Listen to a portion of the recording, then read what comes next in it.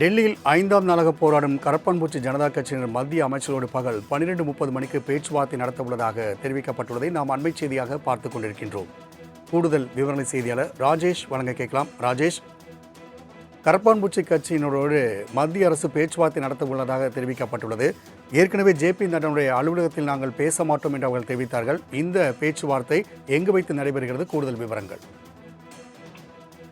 ராம்குமார், கடந்த சில நாட்களாக 26 நாட்களாக இந்த நீட் தேர்வுத்தாள் கசிவு காரணமாக உடனடியாக நடவடிக்கை எடுக்க வேண்டும், மத்திய அமைச்சர் தர்மேந்திர பிரதான் தனது பதவியை ராஜினாமா செய்ய வேண்டும் உள்ளிட்ட கோரிக்கைகளை வலியுறுத்தி போராட்டத்தில் மாணவர்கள், அதே போல கரப்பான்பூச்சி ஜனதா கட்சி ஆகியோர் தொடர்ச்சியாக போராட்டத்தில் ஈடுபட்டு வரக்கூடிய சூழ்நிலையில் நேற்றைய தினத்தில் பொறுத்தவரைக்கும் நேற்று முன்தினம் தடியடியெல்லாம் நடத்தப்பட்டது. இதனால் மாணவர்கள் மிகுந்த இன்னலுக்கு ஆளாகி இருந்தார்கள். பல்வேறு அரசியல் கட்சிகள் இதற்கு கடுமையான கண்டனத்தை தெரிவித்து நாடு முழுவதும் பல்வேறு போராட்டங்கள் என்பது முன்னெடுக்கப்பட்டிருக்கக்கூடிய சூழ்நிலையில் டெல்லியில் 5ஆம் நாளாக போராடக்கூடிய அந்த கரப்பான்பூச்சி ஜனதா கட்சியினர் மத்திய அமைச்சர்களுடன் பகல் 12:30 மணி அளவில் பேச்சுவார்த்தை நடத்த திட்டமிட இருப்பதாக தகவல் வெளியாகி இருக்கிறது.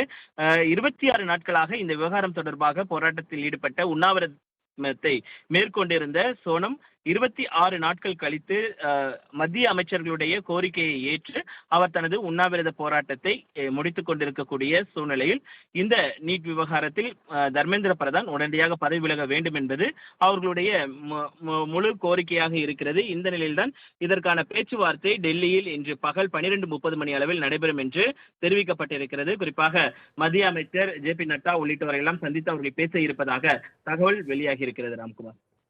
ராஜேஷ், தகவலுக்கு நன்றி.